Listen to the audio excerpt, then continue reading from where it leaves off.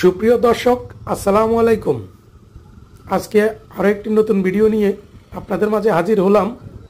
14 গ্রাম থেকে মুন্সিরহাট যাওয়ার নবগ্রাম ও বারাইশ মধ্যস্থানে একটি ব্রিজ সংস্কারের জন্য ভেঙে ফেলা হয়েছিল। সেই বৃষ্টির কারণে এখান দিয়ে কোনো ধরনের যানবাহন চলাচল করতে পারছিল না। অনেক দিন রোডটি বন্ধ থাকার কারণে বিগত 2 দিন আগে অস্থায়ী আরও একটি স্টিল ব্রিজের কাজ সম্পূর্ণ করে গাড়ি চলাচলের জন্য সুযোগ করে দেয় কর্তৃপক্ষ। যারা ভাঙার কারণে এই বৃষ্টি দিয়ে এই রোডটি দিয়ে চলাচল করতে পারেন নাই, তারা আজ থেকে এই ব্রিজের উপর দিয়ে চলাচল করতে পারবেন। দেখুন দর্শক, ব্রিজটি আপনাদেরকে দেখানোর চেষ্টা করছি। স্টিলের ব্রিজ। এই সড়কটি খুবই ব্যস্ততম একটি সড়ক।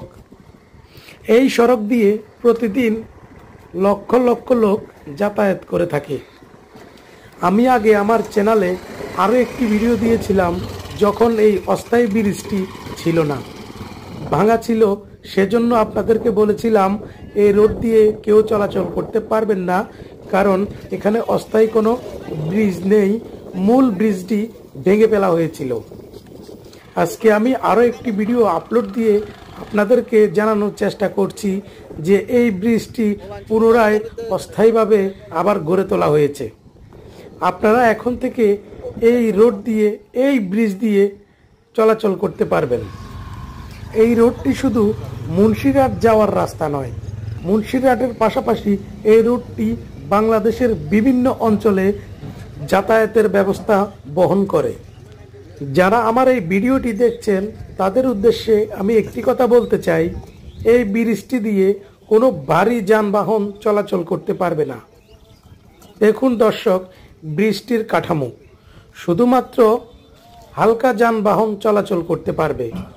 কোনো ভারী যানবাহন, ট্রাক, ট্রাক্টর, পিকআপ চলাচল করতে পারবে না, কারণ অস্থায়ী ব্রিজ এটি শুধু সাময়িক মানুষের পারাপার হওয়ার জন্য নির্মাণ করা হয়েছে। সেজন্য এই ব্রিজ দিয়ে ভারী কোনো যানবাহন চলাচল করতে পারবে না। দেখুন, আপনাদেরকে আমি দূর থেকে দেখানোর চেষ্টা করছি। দেখুন দর্শক, এই হচ্ছে সেই রোডটি, আর আমি যেখানে দাঁড়িয়ে আছি এখানেই হচ্ছে তার আরেক প্রান্ত। এই 2 প্রান্ত মিলিয়ে একটি ব্রিজ নির্মাণ হবে, আর এটাই হচ্ছে মেইন সড়ক, মেইন ব্রিজ হবে এখানেই। তার পাশেই অস্থায়ী ব্রিজটি নির্মাণ করা হয়েছে। দেখুন দর্শক, অস্থায়ী ব্রিজ, এটাই হচ্ছে মেইন সড়ক। তো আপনারা যারা এই দিক দিকে চলাচল করবেন, লক্ষ্য রাখবেন যে আপনারা কোনো ভারী যানবাহন নিয়ে এই ব্রিজ অতিক্রম করার চেষ্টা করবেন না, কারণ ব্রিজটি খুবই দুর্বল, যে কোনো সময় ভেঙে যেতে পারে। অস্থায়ী ব্রিজ মানে হচ্ছে ইমার্জেন্সি মানুষ যেহেতু পারাপার হতে পারে, সেজন্যই করা। তাই আপনারা যারা এই ভিডিওটি দেখছেন, আপনারা নিঃসন্দেহে এই রোডটি ব্যবহার করতে পারেন আপনাদের সাময়িক যাতায়াতের জন্য। আমার এই ভিডিওটি আপনারা যারা দেখছেন তারা সবাই লাইক করে, শেয়ার করে সবাইকে দেখার সুযোগ করে দিন, যেহেতু মানুষ উপকৃত হয় এই ভিডিওটি দেখার পরে। এই ধরনের আরও ভিডিও পেতে চ্যানেলটিকে সাবস্ক্রাইব করে পাশে থাকবেন। ধন্যবাদ। বেস্ট হালাল।